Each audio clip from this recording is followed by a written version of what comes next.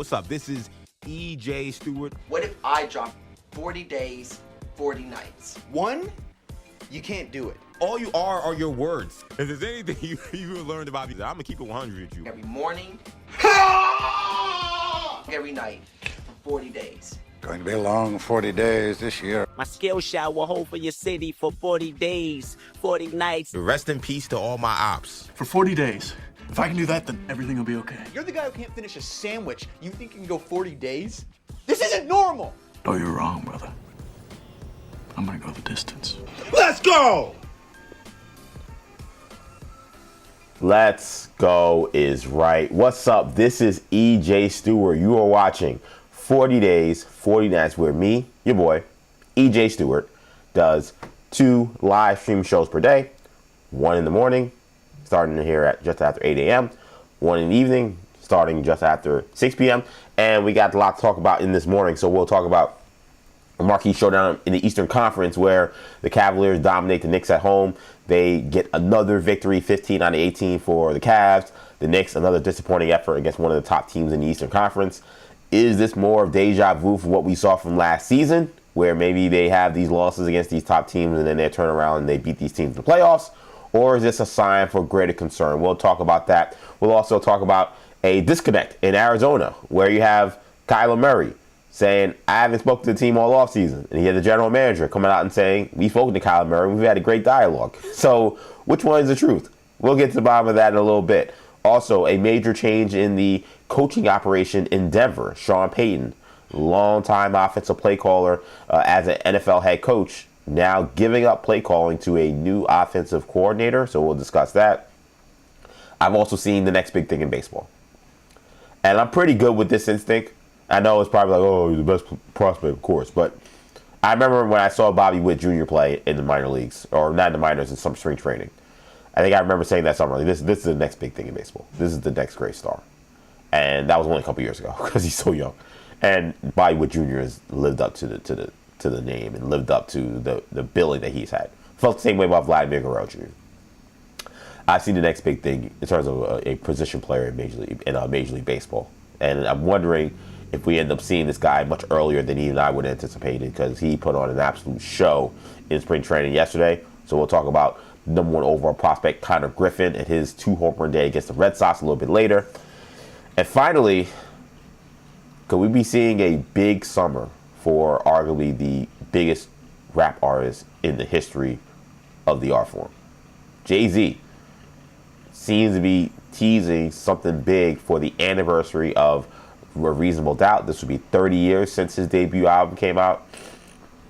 We've already seen him release the original Dead Presidents as a single on streaming with old school kind of with the old school writing of his name and the old school cover art. And then some speculation going on that maybe this will be something larger than simply just a couple of drops on social media, that this might actually end up being a big summer for Hov. So I want to talk about that towards the end of the show. We got a lot to talk about, man. 40 days, 40 nights, sitting here live on another snowy morning. I don't think this is one that's going to be quite as bad as the one before, but the one before didn't even melt, so this is just more snow to add on to this. I kind of didn't know this was even happening until I asked Alexa about the weather for this week last night, and it said, you're going to have snow tomorrow. I was like, what? But it is coming down again, so hope everybody stays safe out there, and hope everybody stays comfortable if you are in a tough situation. But we're going to do the show, man. It's going to be a lot of fun. Again, 40 days, 40 nights, streaming live, multiple spots, including streaming live on YouTube. New Generation Media is the YouTube channel. Make sure you subscribe to the YouTube channel. Also, streaming live on X. EJ_Stewart is where you'll find me on X. Make sure you follow me on X.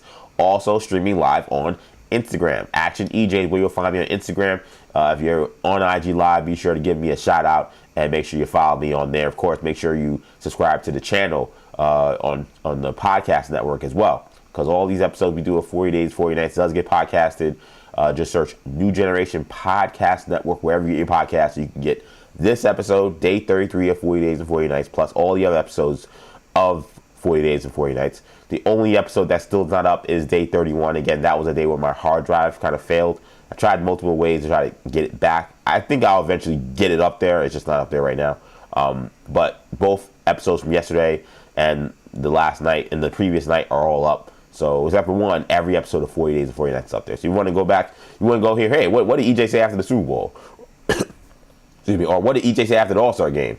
Or what did EJ say after, Bo Bichette was signed? Or when, whenever, anything that happened, Cody Bellinger, right? Like, there's all those episodes up there. Because the great thing about doing a show twice a day is you miss nothing. There are no stories that escape you because, to fill this program and to give you guys as much content and information as possible, we talk about everything. So whatever you want to find, you probably won't find that much Olympic coverage except for the men's Olympic gold medal game. But that, obviously, we talked about on Monday, and that's ironically the one you can't find. But outside of that, everything else we've talked about under the sun for these last 33 days is now we're getting down to the wire. After today, there will be just a week's worth left of 40 Days and 40 Nights. There will be just 7 days left. Of course, we don't do shows over the weekend. So it's a Monday through Friday kind of deal where I do these shows, 2 live streams per day. So we'll be down to 7 full days, and that would be 14 shows to do. Or right now, I'm entering 14 shows to do as we start today. And then there'll be 12 after today. And again, we're keeping the ball rolling, man. But 40 Days and 40 Nights coming down to the wire, but should be a lot of fun. Joining me later today, Zach Gelb of the Zach Gelb Show will be joining me live here on 40 Days and 40 Nights. Really excited about that. Zach Gelb, of course, was a longtime host on Infinity Sports Network / CBS Sports Radio. He did work, obviously, in the overnights, also did work in the early evenings, and then in his last iteration of Zach Gelb Show on Infinity Sports Network was the afternoon host. Zach, at this point, I think he's probably gotten over the Patriots' embarrassing loss in the Super Bowl. And certainly as a Jets fan who hates the Patriots, I will give him some hell about that because that's all we got. Like that Barack Obama meme from Key and Peele when he's giving everybody the handshakes and the black people get the handshakes and hugs and some other people they only get like a regular handshake. One of my favorite parts of that, and he's like, never forget that. That's all we got. That's kind of how I feel about with the Jets right now in terms of this past season. I don't got much, but I do have the Patriots being curse stomped in the Super Bowl as something I can look and say, hey, that was great, wasn't it? So we'll talk to Zach Gelb, not just about the Super Bowl, obviously, and what he thinks about his Patriots, but everything happening in the world of sports because he always has a ton to say. Good dude, good guy, and I'm excited to have him on as part of this journey as we enter day 33 of 40 Days and 40 Nights. So let's get the ball rolling. Let's waste no more time. Let's talk about this Cavs win last night. So the Cavs, they beat the Knicks 109 to 94. So it was one of the lowest scoring outputs for the Knicks all season. They had their lowest scoring third quarter or any quarter of a season in this quarter. They scored 11 points in the third quarter. Here's what I'll say in terms of the Knicks standpoint. I am more akin to salt this one away and not freak out about it than maybe other Knicks fans will. I'm not even going to go on the whole deal of like, oh, last year, remember when they struggled and against the top teams and then they ended up beating the Celtics in the playoffs and they beat the Pistons in the playoffs and they lost to the Pacers, but the Pacers were a team that they went back and forth with in the regular season. That is all true. I feel like when I watched this game, this felt very much like if you don't make shots, you have no shot to beat a good team kind of games. And those games happen in the NBA. And you can't turn every one of those games into a referendum on the team and a referendum on why they're not going to be able to get it done in the postseason.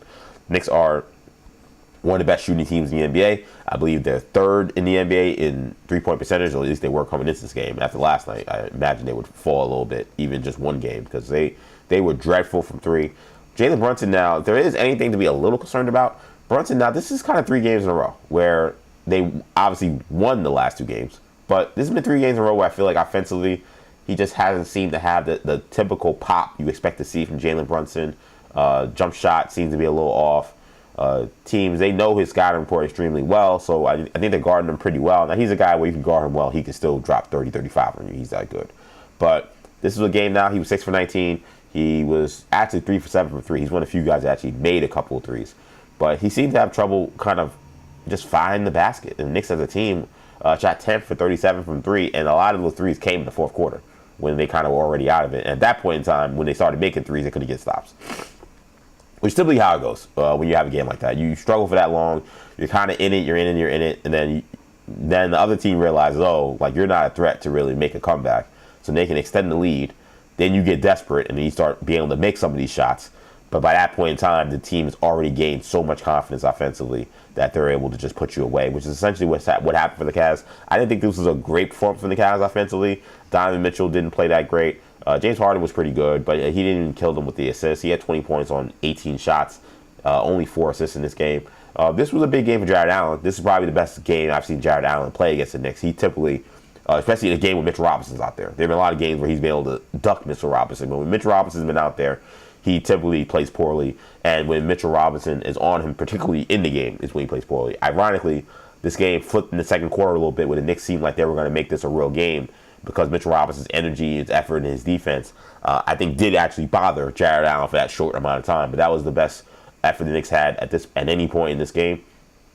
But this was not really competitive in the second half. I think of this more as a impressive win for the Cavs than a discouraging loss for the Knicks.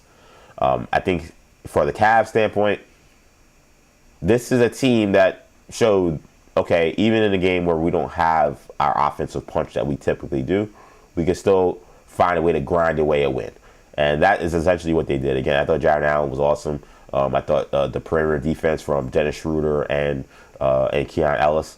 And, Knicks fans like to make fun of Keon Ellis because he's the guy that talks about, I like guarding Brunson. I'm good at guarding Brunson. And Brunson seems to have his way with him.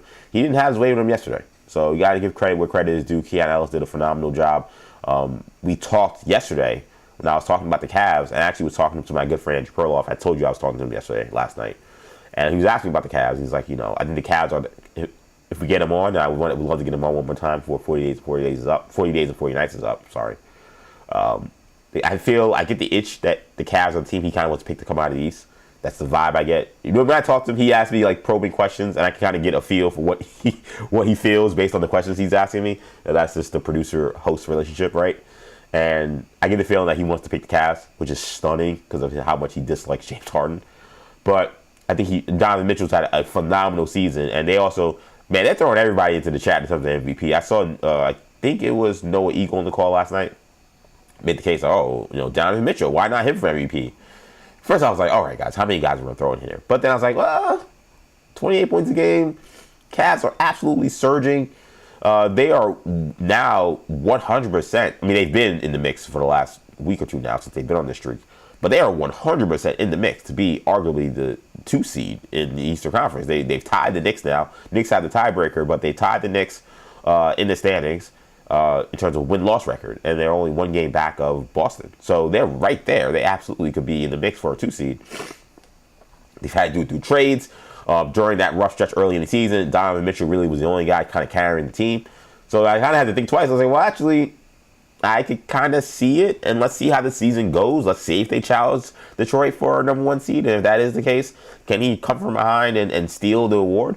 Not out of the question. The other thing about this, too, which is going to be interesting, with the MVP award, I don't have the chart up, so apologies for not having the chart. I should have saved it when I saw it. I might have saw it on television, but either way, we gotta be careful with some of these games that could be missed for guys that could be eligible for MVP. Like, I think Cade Cunningham is mostly fine. Like, unless something really bad happens to him, he should be eligible. Shea only has 6 games he can miss. Jokic, I think, only has 1 game he can miss, I believe. There are other guys in this MVP race that are like 4 games, 5 games. Like, if they tweak an ankle or they twist a knee, and maybe they'll be fine for the playoffs, but there's not a surefire thing with this new rule where you have to play 65 games at least to be eligible for awards. Some guys just might not be eligible because of the injury rule that they have where you have to play 65 games. So someone like Donovan Mitchell, who's been healthy all year for the most part, that's why you have to mention him. It's why you have to mention Jaylen Brown. Like, these other guys who are guys like, wait, why are we even talking about this guy for MVP? It's like, well, if Jokic is not eligible and Shea is not eligible, which Jokic is very possible. He can take a bad fall and have to miss 2 games and he's out. Like, you have to have that conversation. So that was why I was like, well, you know what? The Mitchell thing, actually, you do have to talk about this. And it goes back to kind of what I was thinking before. I think they gotta get rid of that rule. I don't know if it matters to me in terms of awards.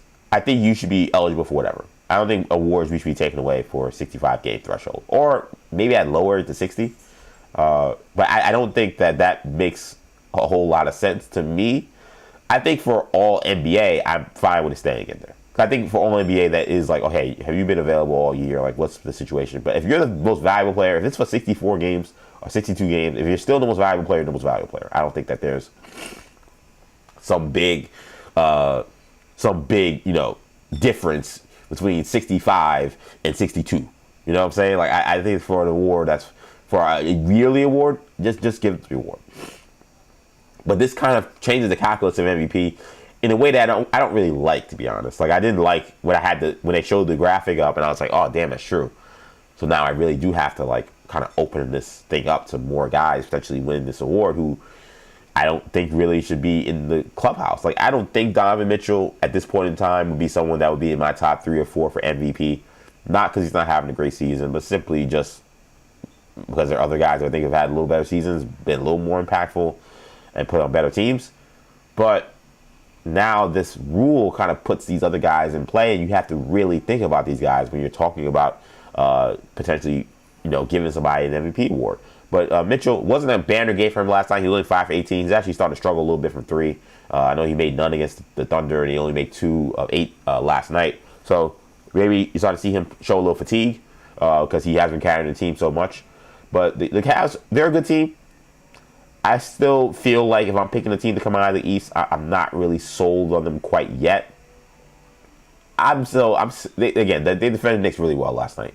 I'm still not sold defensively that they're going to be still what they need to be in the playoffs. I think that if you're playing a lot of minutes with James Harden and Donovan Mitchell on the court, I think that those are guys that, especially Harden, you can pick on. And last night, listen, you got, again, elite effort from Jared Allen. 10 rebounds, 2 blocks to go with his 19 points. He was 7 of 8 from the field. You didn't get much from Evan Mobley, but I overall, impressive win. Definitely have to consider the Cavs a team, one of these teams that can come out of the East and certainly has the top-end talent to potentially do it. Do they have the defensive depth and overall depth, too? Because their bench, they don't got guys coming off that bench that are really going to scare you. I mean, Sam Merrill is probably the best scorer. He didn't have a good shooting night, though. He's been red hot of late. Jalen Tyson has kind of been a revelation for them. He's been played great this year. He had a good game last night. But otherwise, Schroeder's not giving them much offense. He didn't last night. Keon Ellis is not coming in. You're expecting him to give you offense. So you're really, really asking those guys in your starting lineup to carry you. They have a very good starting lineup, but I'm not sure if they have quite enough. I think when you get to the playoffs, especially what we see from them in recent years where guys are getting banged up, guys have had to miss games, and they've had to thrust guys into the lineup, and they've had some problems. So, but a very good win for the Cavs. Definitely, again, if you're talking about a team, I don't know what's going on out there. What's kind of music played out there? I don't know what's going on. Mad loud. Hopefully I don't hear that. But somebody's playing loud music outside, seems like. Either that or it's the computer. That was the TV. I don't know what that is. But anyway, hopefully I don't hear that. Either way, Cavs win. A good win for the Cavs. Again, Knicks. It's frustrating. Like, it was frustrating to watch that game. It was frustrating to see them clank shot after shot after shot.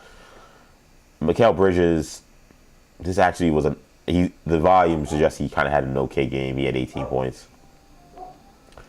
I don't know how. To me, here's what I'll say about Bridges. This is the only take I have that's super negative about this game.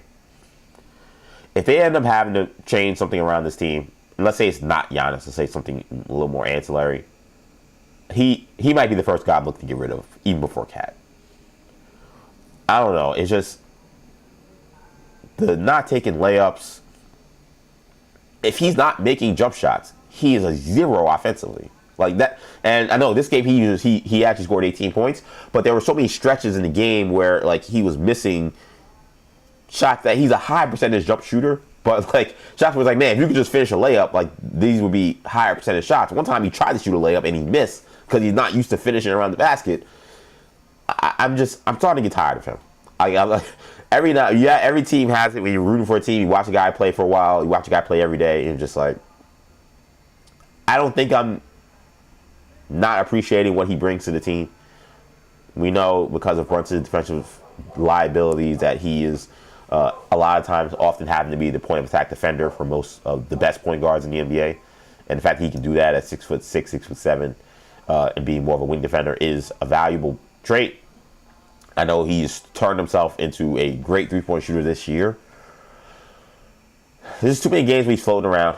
There's too many games where I feel like, all right, if Brunson doesn't have it, I need you to really like impose your will on this game and like kind of take over, which is something that you expect he would be able to do because he had that trade as the number one option in Brooklyn, and it doesn't seem like he's able to consistently do that. I was talking about this when I was watching the game with Dexter Henry and Brian Fonseca for New York Post Sports when we did the live show. They do their live show where they watch various Knicks games throughout the year, and we were watching Knicks versus Raptors from a couple of weeks ago. And I made the note that like Mikal Bridges can't beat anybody off the dribble. I don't know if it's his handle. I don't know if he's just slow. But he's not beating anybody off the dribble unless it's like a guy close it out and then he's able to beat them on a straight line drive.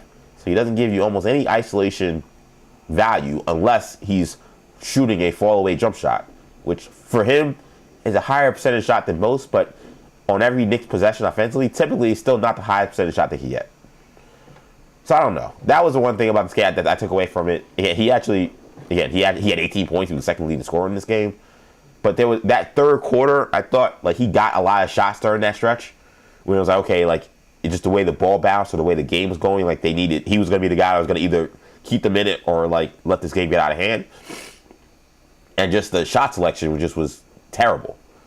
So I don't know. That's the one thing about this. I wonder, man, is there a better backcourt fit that makes more sense than Bridges at this point in time? And to be honest, it does lead to greater questions too, where it's like, well, whoever you get, that guy better be a ace defensive player because you know Jalen Brunson's not been guarding point guards, and that becomes a problem too. Where it's like, all right, like are we going to be able to win a championship with Jalen Brunson if this is going to be potentially being an issue where whoever's playing the two has to be able to guard ones and guard them and not have problems and be able to be an actual defensive stopper because not only you have Brunson playing out there, you also got Cat playing out there. It's a tough conundrum. But last night was a night where I started to grow tired of Mikal Bridges. I just felt like it was a game where somebody else was going to have to step up. Cat actually played pretty good. He didn't get a lot of shots in this game. He had 5 turnovers. The turnovers were terrible. But in terms of his efficiency, he played pretty well. They need someone else on the perimeter that could make a play. OG doesn't seem right since that toe injury, so I just think it's gonna be a while, I think, before he actually gets right. And that's what the Knicks are missing, too. A normal OG game, this is probably a close game. That's kind of why I'm salting it away. I was like, the team can make a shot. They're still going to get enough from OG offensively. Call me in a couple of weeks or, late March. If they look like this, then maybe I'm concerned. I'm not concerned right now. But not a good loss. Not a good loss. Not a fun loss at all. Chat, you're Knicks fans, or even not Knicks fans. What do you think of the Knicks? And what do you think of the Cavs? Are the Cavs, are they the team to beat in the Eastern Conference? Are we underrating them? 15 out of 18 games is not a small sample size of dominant basketball. They're playing awesome basketball.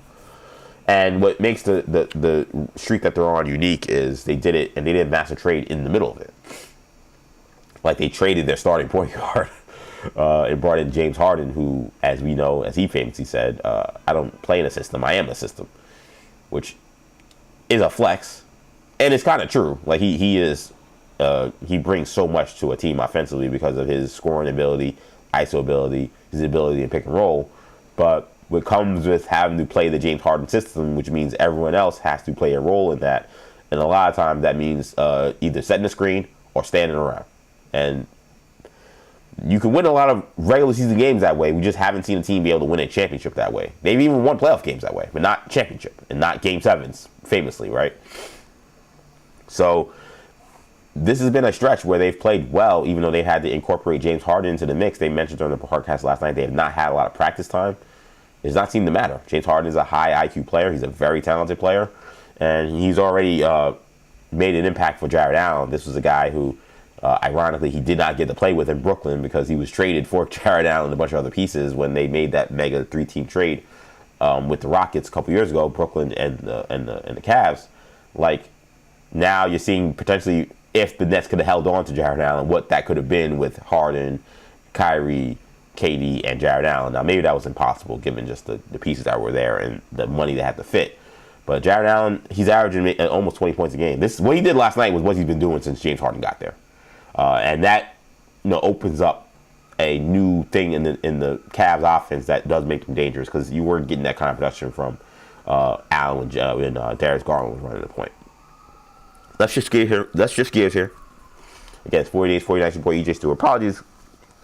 I'll tell you guys about my my condition with the being allergic to my dog. So, but it leads to often my mornings being super congested, and it was a mess trying to get ready for the show. Sneezing, sniffles, everything. I feel a lot better than I did probably 40 minutes ago, 50 minutes ago. But until I'm able to get allergy shots, it's probably going to be my life a little bit. So I'm like, the one thing I will say is like, once I'm done with this, not having to be like non-congested and ready to do a show at 8 a.m. will be great because you won't have to worry about me being nasally or whatever. So apologies if you see me grabbing my tissues and stuff, just trying to get through the show. Typically, the morning is the worst congestion, and then I get better as the day goes on, which is why during the night you don't hear anything, even though I've been with Lita all day, because by that time I'm usually fine. Morning's a little tough, which is why I probably sound a little congested this morning. But I want to shift gears here. I want to talk about some football because we have some conflicting reports coming out of Arizona. So you guys will remember Kyler Murray is the star quarterback for the Arizona Cardinals. He only played 5 games last year. And it appears that a divorce is coming between Kyler Murray and the Arizona Cardinals. So how that's going to work, most likely it would have to be a trade unless they're willing to eat a ton of dead cap space, which you just don't want to do unless the guy's an absolute cancer and you have to get rid of him. I don't think Kyler Murray's reached that point. I just think that they realize that they're not going to win anything with him, so they're better off moving on and starting anew. Whether it's they're not going to draft a quarterback this early in the first round where they're at, but if it means they bring in a transition guy, again, I mentioned Kirk Cousins maybe being an interesting fit there, and maybe they have success. It means, okay, this guy's our quarterback for the time being until we find our young guy, or you're bringing a transition guy and you know they stink and you tank for a year and you try to get a top pick next year and draft a quarterback next year.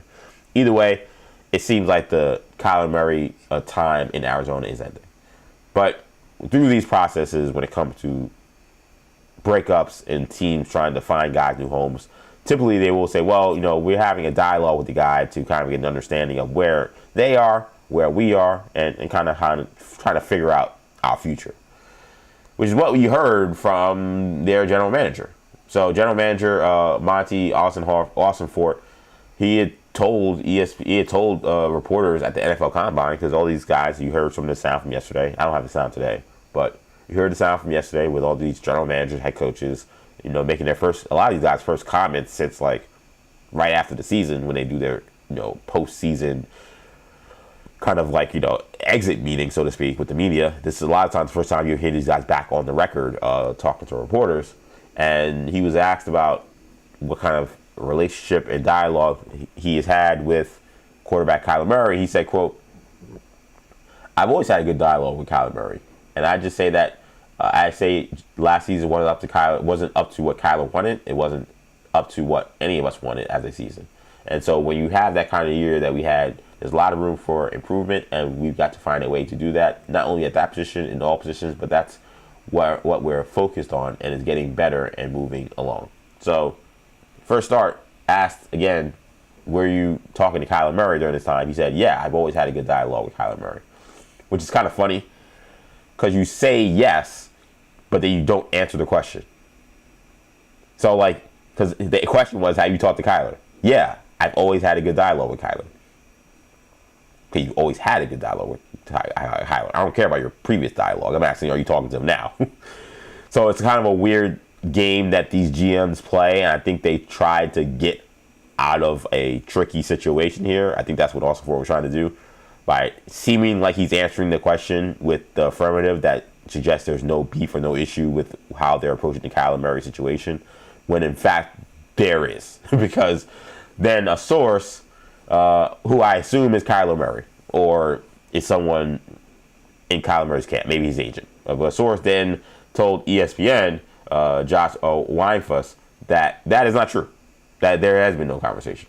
That there hasn't been no dialogue. They have not heard from the Cardinals at all. So they don't know what the hell is going on.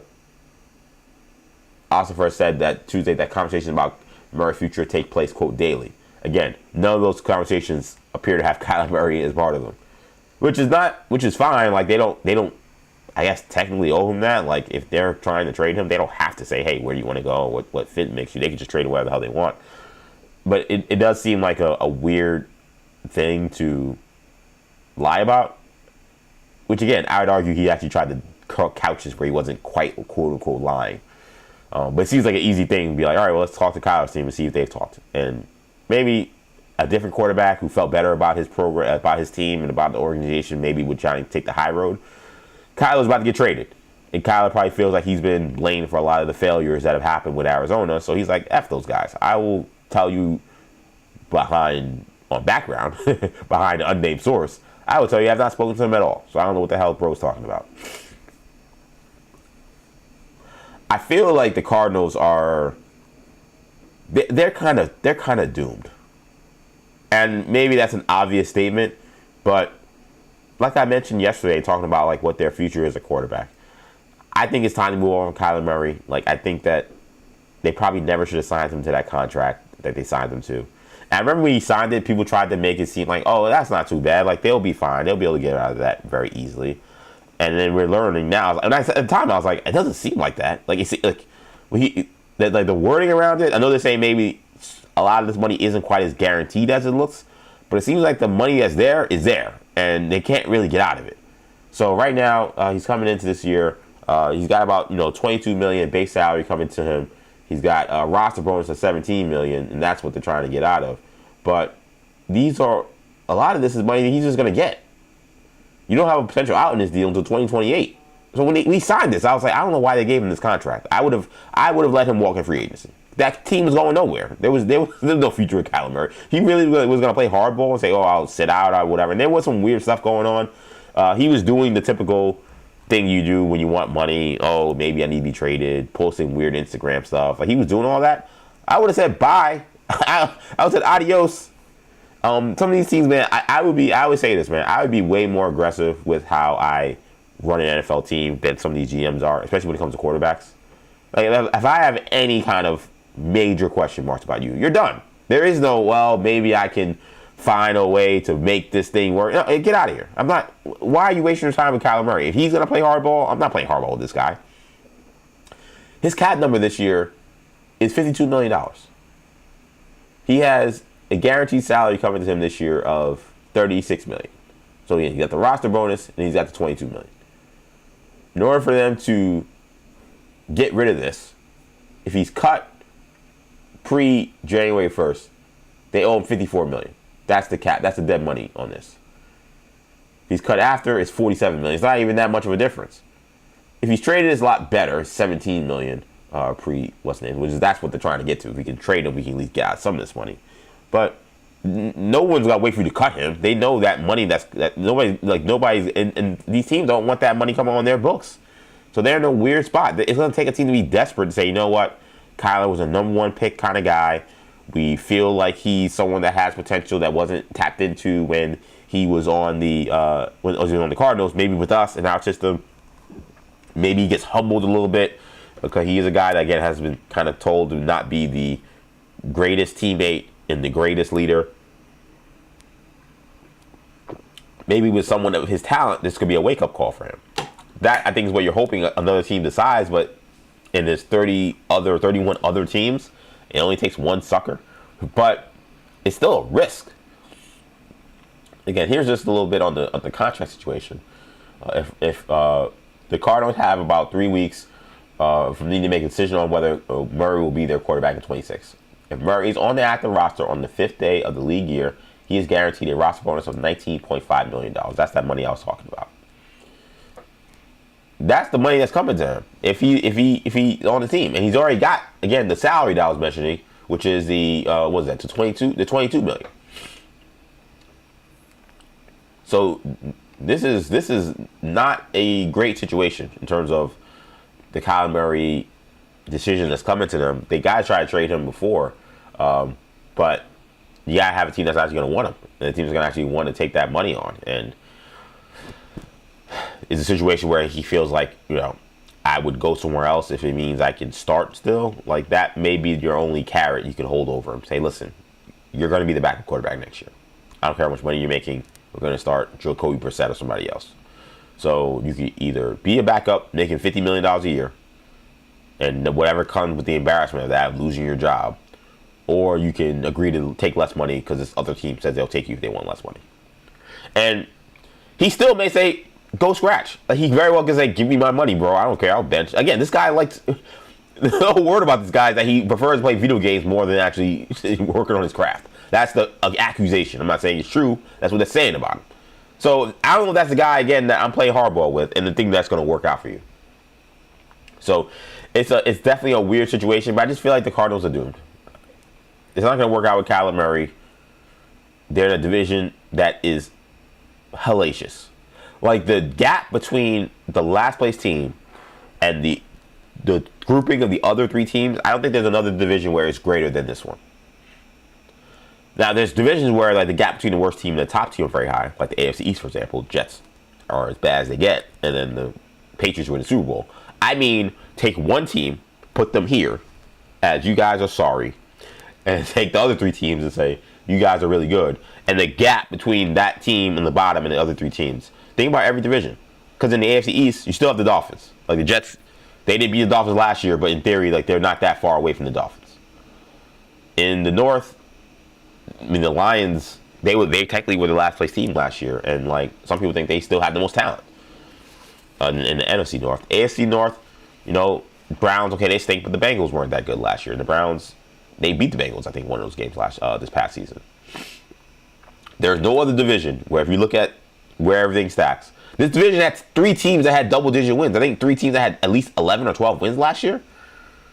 They were the only team that had the season they had in their division. So that's why I say they're screwed, because whether they keep Kyler Murray or not, there is no pathway to them winning next year, because there's no quarterback out there that's going to, I think, improve their win total by the 4 or 5 games necessary to feel good about their future. And the rest of the division is not going anywhere. The Rams aren't going anywhere. Seahawks, I keep telling you, I think the Seahawks, I don't think this is a dynasty at all, but I do think this is the beginnings of a perennial winner. Like, the Seahawks will be one of the teams we're talking about in the NFC as a playoff team, as a team with a chance at a Super Bowl, probably for the next 3 or 4 years.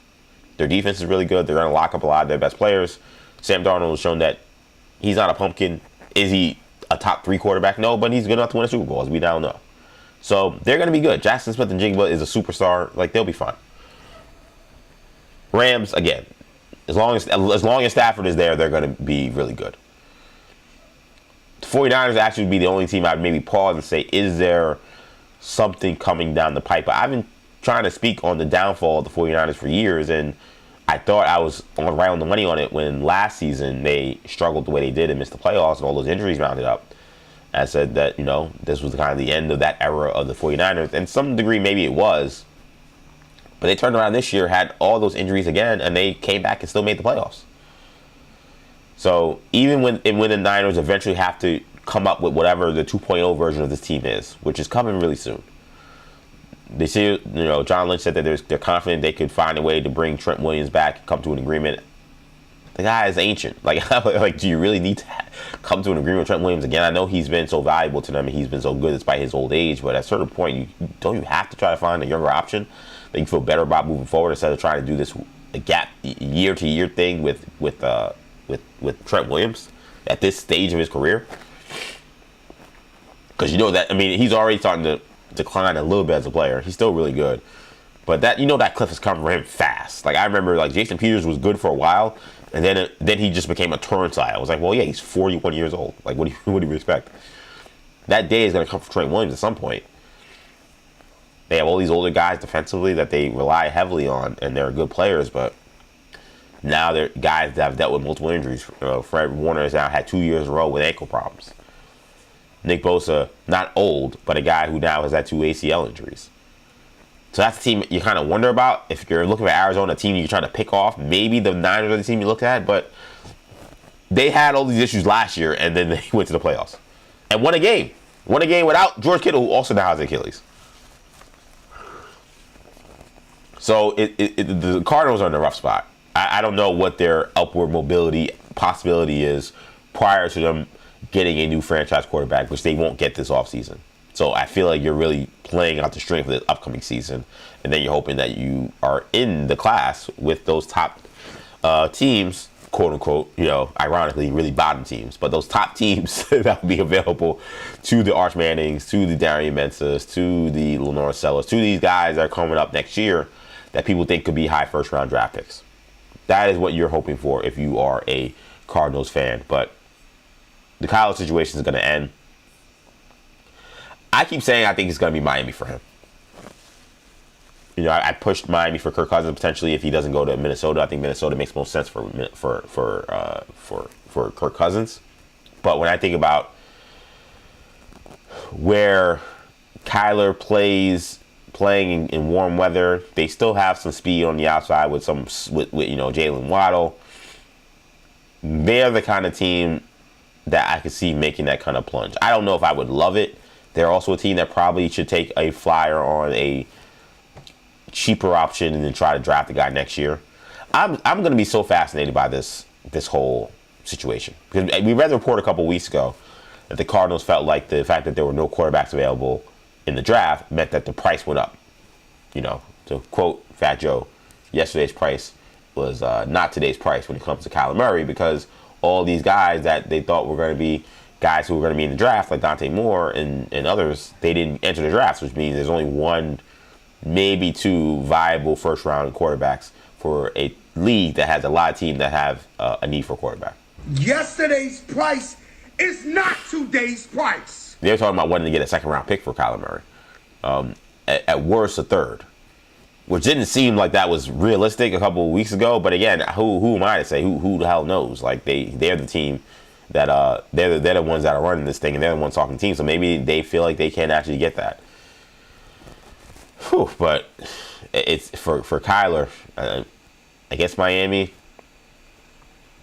The team that I would look at too, if Aaron Rodgers retires, is Pittsburgh, because they don't believe in tanking.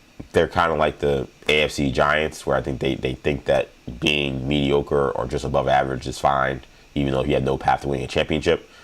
It's why Kirk Cousins could be an option for them too, potentially. But if Aaron Rodgers retires, it could say, all right, we need the highest ceiling guy possible to try to get something out of this roster.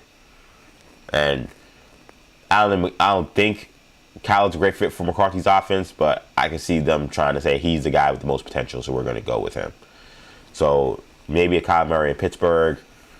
But otherwise, it's not a ton of fits. The Browns, again, have their issues with, Deshaun Watson's guaranteed money. I'm speaking just crazy right now. This is me off the cuff, and it sounds ridiculous. Is there a possible Kyler for Deshaun swap? Could that happen? Like, I'd love to see what, I know Deshaun's money is insane, obviously, because he has a guaranteed contract. But part of me kind of wonders, is that something that could be possible? Could you do Deshaun Watson for Kyler Murray? Because I think Kyler Murray with the Browns, he definitely fits more what Tom Monken wants to do. I think that he could be potentially a pretty good fit. I don't think they want to start Shedeur Sanders coming out of camp. That's just my vibe.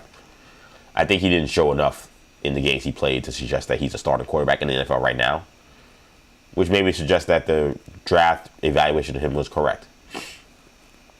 But this is essentially finally the last year you have to deal with Deshaun Watson. And then he's a free agent in 2027. But he's on the team. And the money's there. Because, again, as we know, it's guaranteed. $46 million. So, see, the cap hit is $80 million. So that's the problem. The cap hit would kill you. Again, NFL, that's the one thing I wish the NFL, I feel like even though the apron in the NBA is, kind of hard to follow, I still feel like for the most part, understanding how the NBA works when it comes to team building is fairly simple. It is not simple at all in the NFL. So I'm like, all right, if you trade Deshaun Watson, it looks like there's a massive cap hit. I'm just going over cap just to confirm. But if you traded him for another quarterback that has a massive cap hit, would it be that bad? Does it cancel out in some way? I have no idea. I assume the answer is no.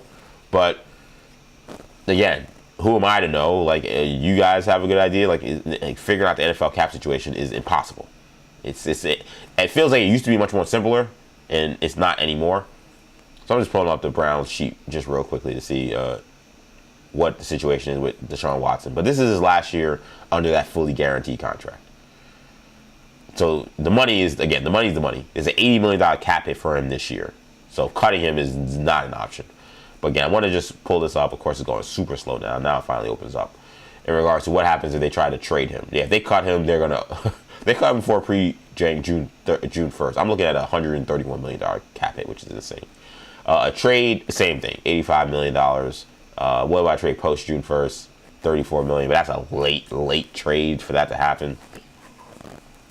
So, I mean, if they wait till June 1st, maybe they can make that happen. But they're also a team that doesn't have a lot of cap room. They only have $1 million in cap space. So, I don't think Cleveland's going to be a fit for Kyler Murray. I don't know kind of how this whole thing shakes out. I think there's a chance that Kyler Murray actually is still on the Cardinals and is a backup. Because I'm not convinced that teams are definitely going to, like, we have to make Kyler Murray our starting quarterback. The Raiders are going to draft their guy number 1. The Jets are the eyeball team. Because, you know, again, the reporting yesterday was that Muji would be interested in someone more like a Tanner McKee or Davis Mills. But we know who Woody Johnson is. And they have a ton of cap space, so they're going to be a team that say, hey, Kyler Murray, they could absorb that money. They could actually take the flyer on him. I'm just telling you, I would hate that. I would really hate that if the Jets did that. But we're going to see. He's going to be definitely one of the main characters of this offseason, which is going to be weird because he's so not that good. Like, he shouldn't be a main character, but because he's a quarterback, and as the great Malik Rice says, of course, everybody knows the quarterback. So we're going to talk about him. He's going to be a factor in all of this, but he probably shouldn't be, to be honest. Because at the end of the day, he has not shown enough to warrant, I think, being guaranteed a starting spot next year. He hasn't shown enough to warrant any kind of significant trade package for him. There's a lot of reasons why, when you look at where things stand with this team and where they are, that I would be very hesitant to want to take a flyer on Kyler Murray. But he's a quarterback, so. Everybody knows the quarterback.